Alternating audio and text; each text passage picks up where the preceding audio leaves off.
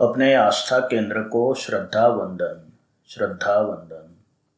बैठ झरोखे देख रहे हम,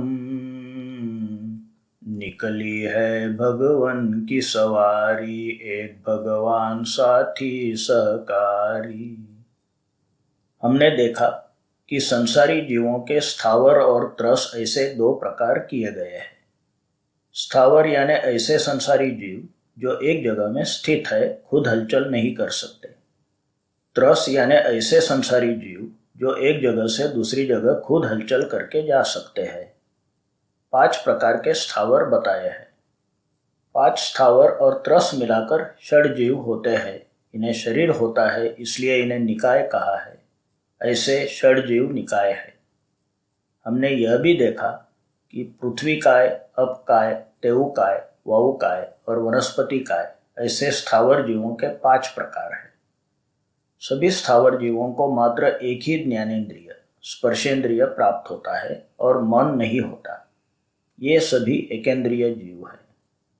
इस वीडियो में हम संसारी त्रस जीव का परिचय करेंगे जो 2 ज्ञानेंद्रिय यानी बेइंद्रिय से शुरू होते हैं। हमने देखा कि स्थावर जीव संपूर्ण लोक में व्याप्त है। त्रस जीव लोक में मात्र त्रस नाड़ी में होते हैं।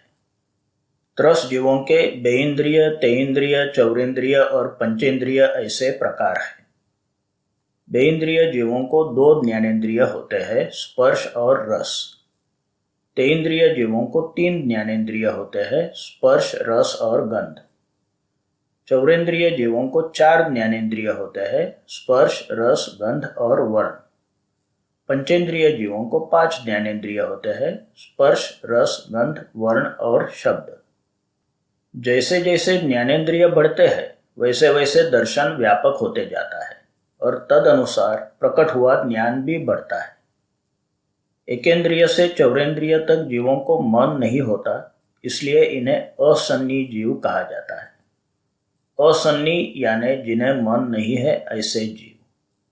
पंचेंद्रिय जीवों में असन्नी यानी बिना मन के और सन्नी यानी मन सहित ऐसे 2 प्रकार है।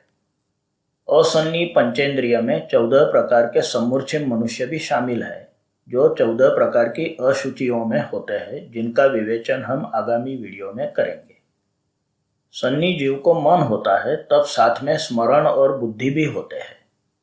स्मरण के जरिए अनुभवों को जोड़कर बुद्धि से निर्णय लेकर सन्नी जीव बड़ी अधिक मात्रा में ज्ञान प्राप्त करते हैं।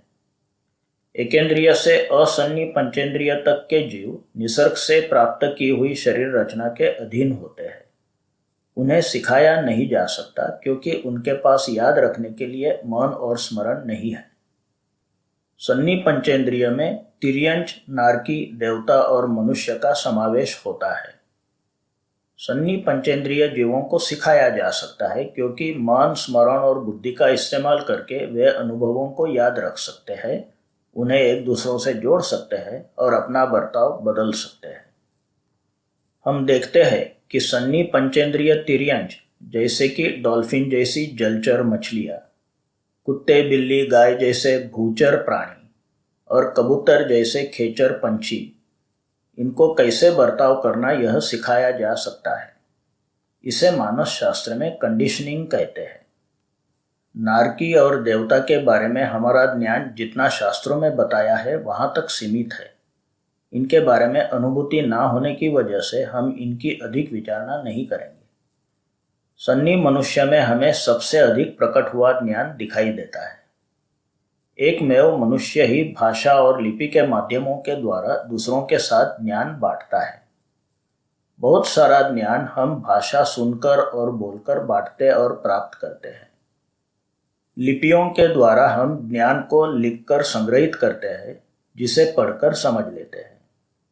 केवल ज्ञान की प्राप्ति मात्र और मात्र मनुष्य भव में हो सकती है, ऐसा ज्ञानियों का कहना है।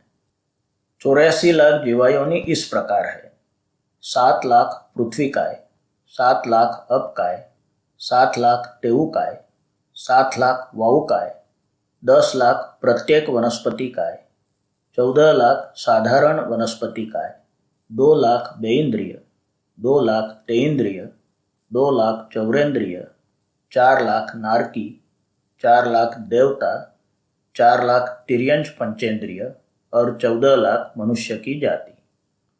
संसारी भव्य जीव इन 84 लाख जीवायोनि में केवल ज्ञान प्राप्त होने तक यात्रा करते रहते हैं और हर भव में कुछ ज्ञान हासिल करते हैं।